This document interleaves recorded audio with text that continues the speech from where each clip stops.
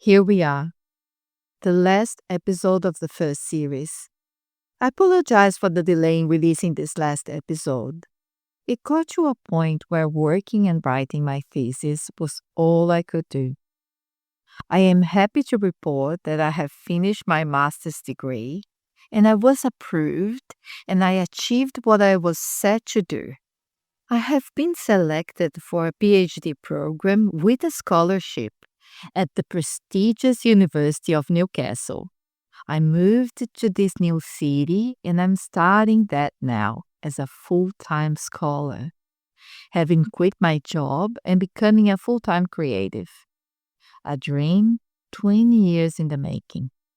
My research project title is Rhythmic Connections, Latin Dance as an Inclusive Language Fostering Oneness. You heard me. I'm being supported to research Latin dance and its role in bringing people of all backgrounds, abilities, ages, and identities together. That is why it took me a while to come back. When I first started this podcast, I started from a moment of void and lack of validation. And I'm ending it from a space of plentiness and absolute validation. I was privileged to have multiple highly noted scholars who were interested in my project and to choose the university I wanted to attend. Because I followed my plan and worked hard last year. But that meant I had to have this silent gap since my last episode. Now I'm back for this last chapter. Send me comments and questions if you would like a new season. During this series, I have rambled on with my ducks of inspiration, following the flow where it wanted to take me in this journey. I had a rigid structure to start with, but then I let myself go within it, following the ideas that kept coming for each episode. At the start, topics were pre-planned for one episode but ended up at another. Do you know the last year of school? When you are a senior, that feeling, that sensation is recurring in life.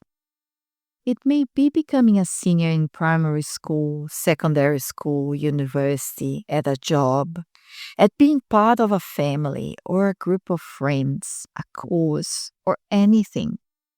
At first, you have this strong set of rules when you first start, when you know nothing about it. Nowadays, it's common for employers to ask you to go to the office and work on site for a couple of months rather than allowing you to remote work straight away.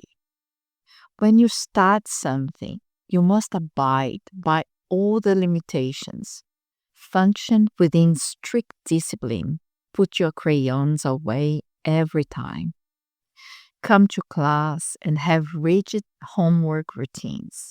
You need to gain the trust of your parents, teachers, bosses, or colleagues, and discipline yourself to the task at hand. Only when you become a senior, you are given leniency to manage yourself, your own time, workload, or study plans. You start having free periods, much more freedom with tasks, tools, comings and goings. Once your bosses trust you, they let you work remotely. And this is exactly what needs to happen here in your creative practice. Welcome to the final episode of Season 1 of Creative Space Mastery Podcast, the show about how to establish a framework to get your creative practice going, bringing in consistent creative productivity. I'm Tanya Crivalenti, an author who has been on the storytelling path for 20 years now, in joy and in chaos, and who has been able to be productive every week.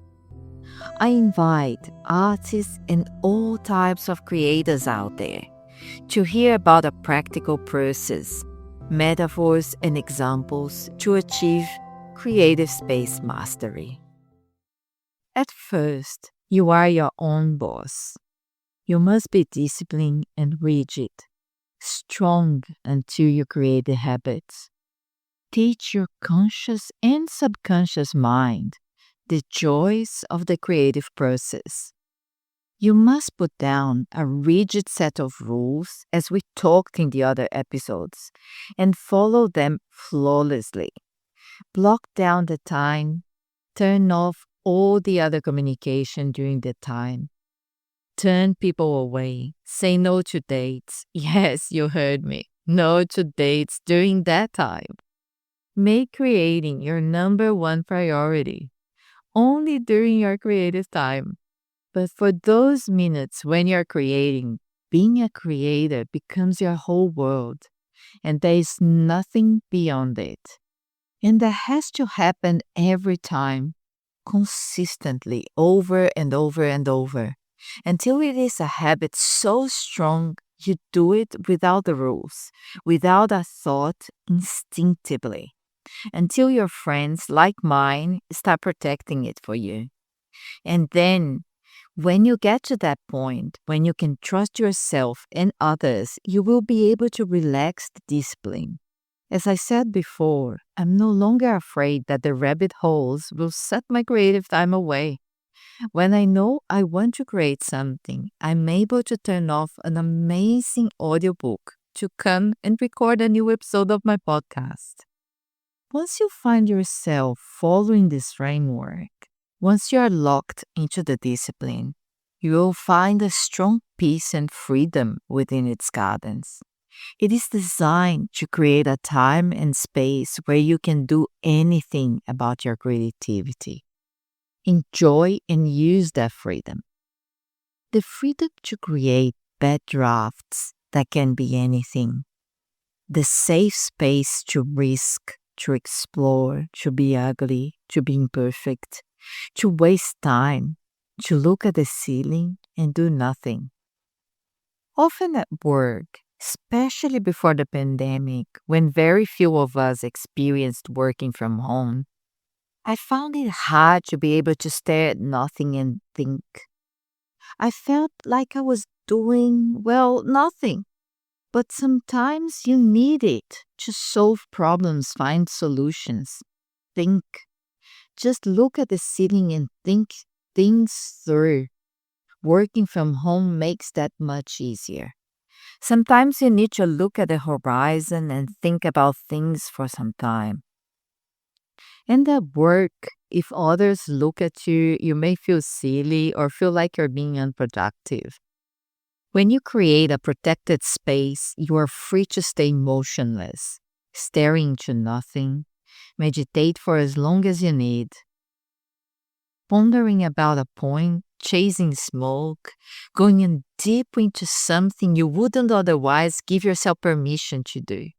Our world is so busy, so full of noise, too much movement, too much pressure to be always producing things, doing things, abundance of visual input. Our senses are constantly overloaded. The creative space is a vacuum, a place where you can find an inner peace and allow the universe or any superior being you believe in, if you believe in that, or your superior brain powers, if you're of that persuasion, to find you. Here is the true beauty of a strongly protected space. Total freedom within this magical garden. Give yourself permission to try out different things here, to experiment, to start stories you don't know where they are going, to mix paints of colors you would never before dare mixing.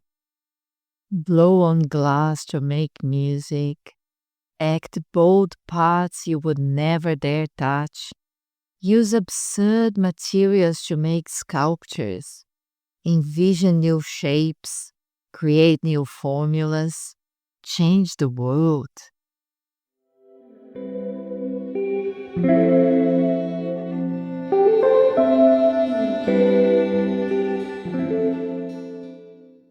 From the last episodes, we have determined that for us, creative space is something you establish right now with whatever time you can give it, involving all activities relating to your art.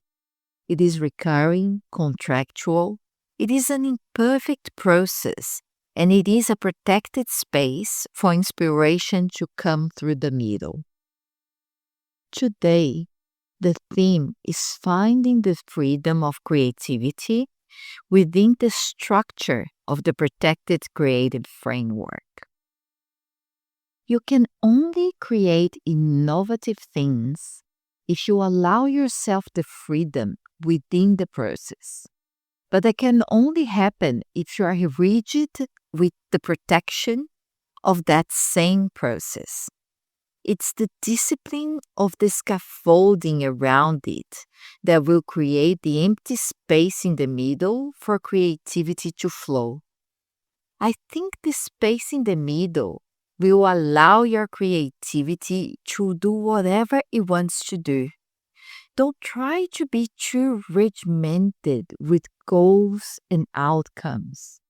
If you're making yourself stick to the structure and keep showing up for your art, the results will be consequences. The word count, number of paintings, projects, formulas, ideas, they will come. The lesser the pressure, the biggest the result, is one of my creative rules.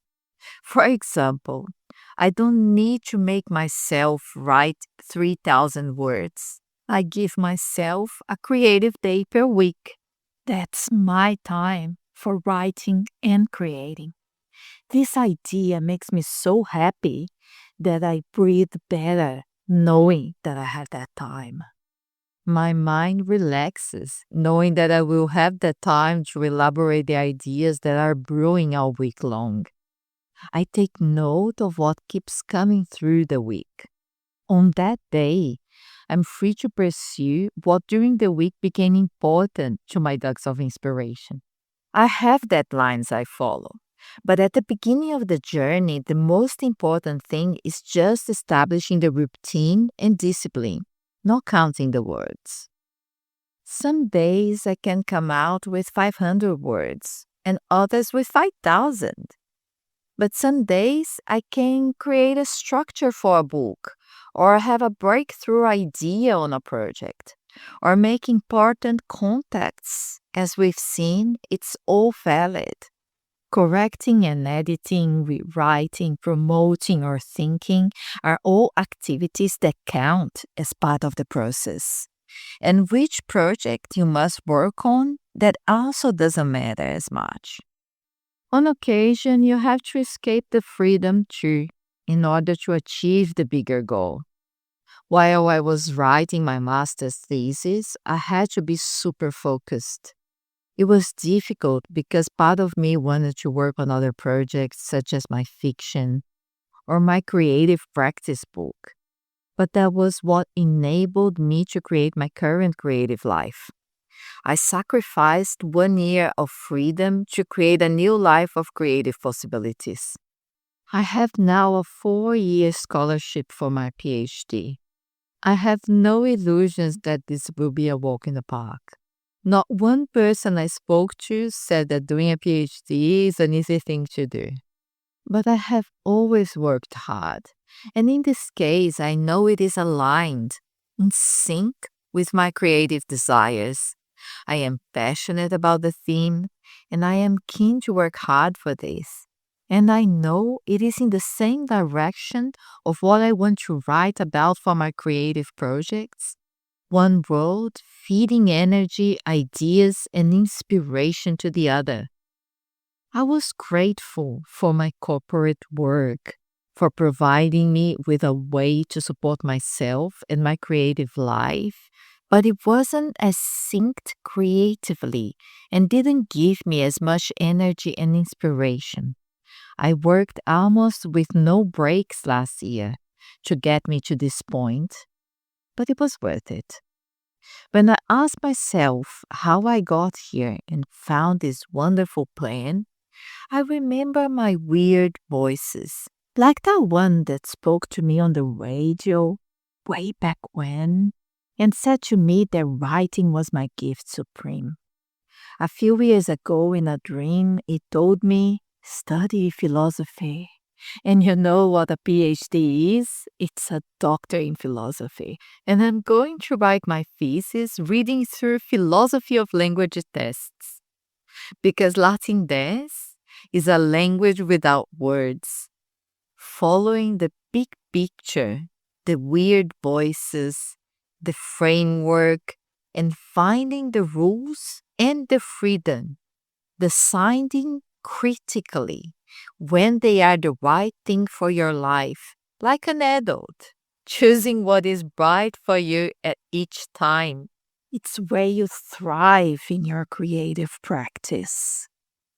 When I started this podcast season, I didn't know where I was going to end. I thought these episodes were going to be much more regimented. Instead, they ended up more storytelling.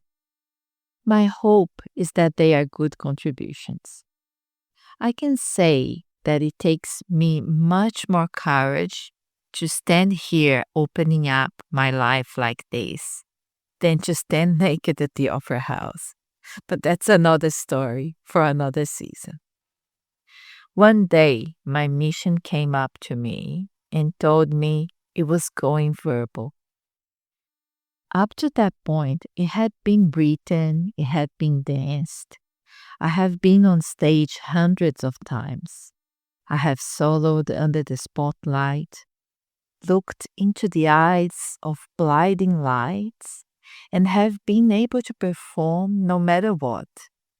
I have fallen on stage, lost dance shoes, worn my outfit inside out, lost headpieces, corrected my own and my friends' mistakes on the fly or better, mid dance, and kept on performing, kept on dancing. But speaking at another country, another language, with an unvanquishable accent, a language in which no one can agree if it's either tomato or tomato, either or either. And I read so many books, heard so many audiobooks from many English speaking countries. I am not sure that the way I pronounce my words is correct for one place, even though I have been living in Australia for over 20 years. Sydney, where I lived for 21 years, is too multicultural to help me much with that. At any given day, I was likely to speak with 20% born Australians and 80% imported ones, like me, which is one of the things that makes this city so interesting. I love the multiplicity. All that to say, I have no pureness in the way I talk, so I had to find my own internal confidence. When my mission decided to go verbal, when the giant woke me up with a new dream and threw me onto this new crazy path, I didn't know if I was going to be up for it. And here I am, 12 episodes later, going to the promised 13.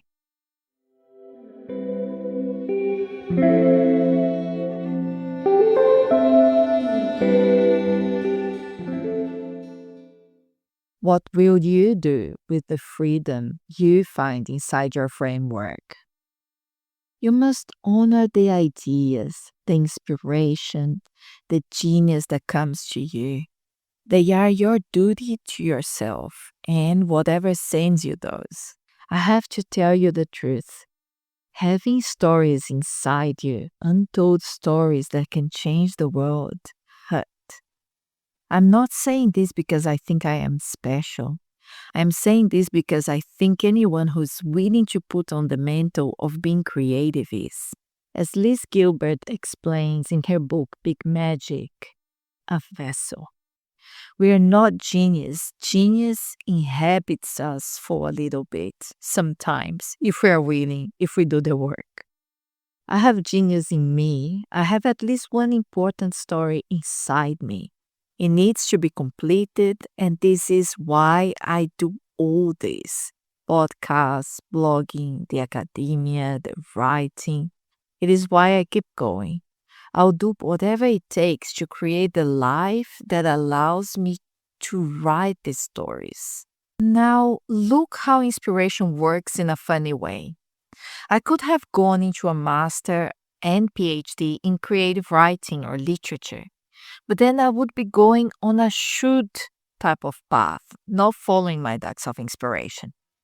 I would be going on to something that hundreds of people pursue here in Australia, in the world, and totally out of my depth. First, English is my second language, and I'm not an academic language sort of person. I understand its beauty and usefulness, but I am just now venturing into it. So writing a thesis about creative writing didn't even cross my mind. Dancing is a place in my body, in my heart and soul. And growing up, we didn't have a living room at home. We had a dance floor. Mom, my sister, and I have always been dancers. A Latin dance thesis is something fresh, needed, unique, niche, and there is not a lot of research done in the world and in Australia, and we need much more. Latin dance has been growing so much because so many people are discovering how good it is for the body and mental health, and for the ones who believe in it, for the spirit too.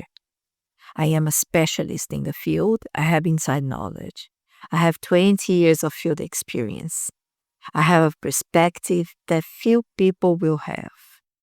Dancing is my exercise, my happy place, my weekly source of inspiration. No one has to tell me to do it. I don't need any extra effort to research it. That's why I chose it as my master's and my PhD subject, which I can write about creatively, even through academic writing, combining all my passions and doing all from a place of desire, not a shoot. So the question is for you, what would be the path of least resistance? The place where you can find your bliss? What can you do with your creative time?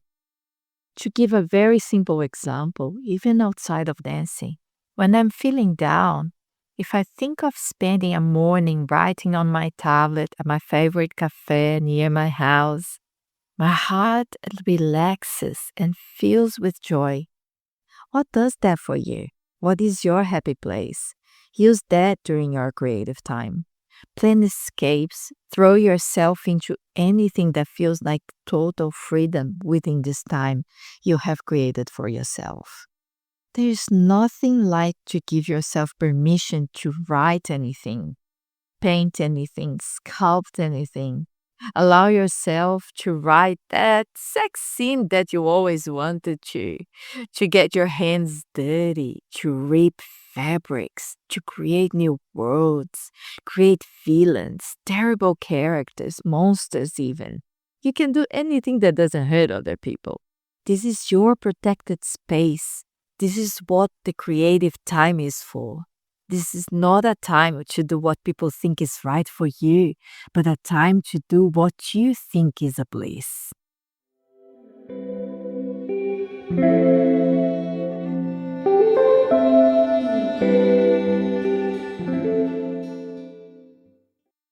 If you have trouble staying disciplined on your own, make commitments that force you to be disciplined. For example, courses. Courses or degrees in your creative subject will enable that discipline for you with regular classes and assignments. You can also look for groups that meet regularly to develop what you're after. If you're thinking of a research degree, Just keep in mind that research requires a lot of self-discipline. And if you haven't mastered it, you may struggle a bit at the start. Take that into consideration when making your plans. Another option is simply telling people that you are doing something and committing to it. Having to keep your word will help solidify your resolve and determination to keep delivering and creating. Lastly, getting a coach or therapist, someone who you can ask to regularly keep you accountable. They can help eliminate the noise and boost your confidence. I have some wonderful support people in my resources page. All these are ideas to create structure and discipline if you find you need help with that part. And here we are. This was our final episode for this season. I'm expecting to announce a new season for the end of this year or start of the next. Send me the questions or ideas that you have and what you would like to hear about. To summarize, what we have seen in 13 episodes in this season is how to set up a recurring time to create, declare your passion bravely, dedicate yourself professionally to this time of creation, following your dots of inspiration to know what you want to work on, during which time you manage your chaos wisely, riding the lows gracefully, and mastering the art of having fun doing whatever crap you want to do. You then set up the rules to safeguard yourself from your rabbit holes, the habits that drain your time away from creativity, and you set down the boundaries for other people. You surround yourself with a support system and you mix it up, finding inventive ways to spark creativity. Next, you stay the course, brave resistance, trick it, and persevere with an ethical attitude. And you align your mission compass, negotiating with your inner self, finding how to be creative all the time, and how everything you do can contribute to your creative time. And lastly, you free your mind within the creative frame, exploring all that is available within your creative art, and look for commitments if you need them. You are more rigid with the rules until you make them a habit, and then you can relax into the framework. And with all this, you know how to create a space for inspiration to glide through the middle. Well done. You have completed the first season of Create Space Mastery. You can call yourself a level 1 master. Thank you for listening to Creative Space Mastery Podcast. You will find all about this discussion at creativespacemastery.com. And hope to catch you at my next season. If you like it, give the show some stars, write a review, and share it with someone who would enjoy it. See you next time. Ciao!